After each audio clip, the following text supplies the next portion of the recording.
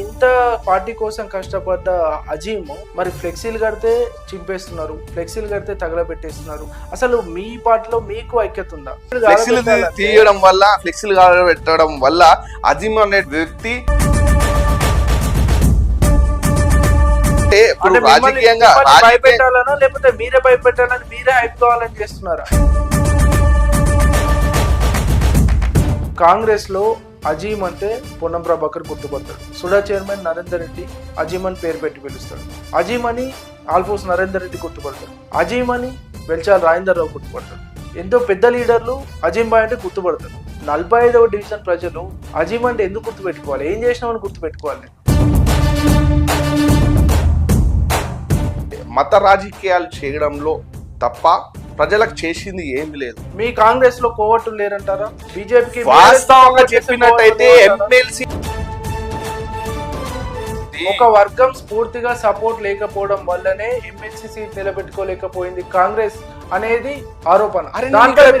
ఏం చెప్తున్నా, శాస్త్రీయబద్ధంగా గెలిచింది కాంగ్రెస్ పార్టీ ఎమ్మెల్సీ ఆల్ఫోస్ నరేందర్ రెడ్డి మాత్రమే.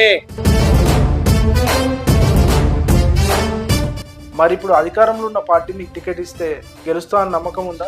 ఖచ్చితంగా 66 డివిజన్లో 60 డివిజన్లు ఖచ్చితంగా కాంగ్రెస్ గెలుస్తుంది. కాంగ్రెస్ కి ప్రత్యామ్నాయం వేరే పార్టీలకి ఎవరికి లేదు. ఎందుకంటే ఇప్పటిదాకా గెలిచిన వాళ్ళు అందరూ దొంగ ఓట్లతోనే గెలిచినారు. గతంలో తెలంగాణ జాగృతిలో యాక్టివ్ ఉన్న అజీమ్ అప్పుడు చేసిన రాస్తారోకాలు, ధర్నాలు, దానం నాగేందర్ కాన్వాయ్ పై చేసిన దాడి అయితే ఏంటి, ఇవన్నిటిని మీరు ఇప్పుడు సమర్థించుకుంటారా? అది చేసింది కరెక్టే అంటారా? ఇప్పుడు తెలంగాణ ఉద్యమం అనేది ఇప్పుడు జరుగుతున్న కార్యాచరణ, అప్పుడు తెలంగాణ ఉద్యమంలో మన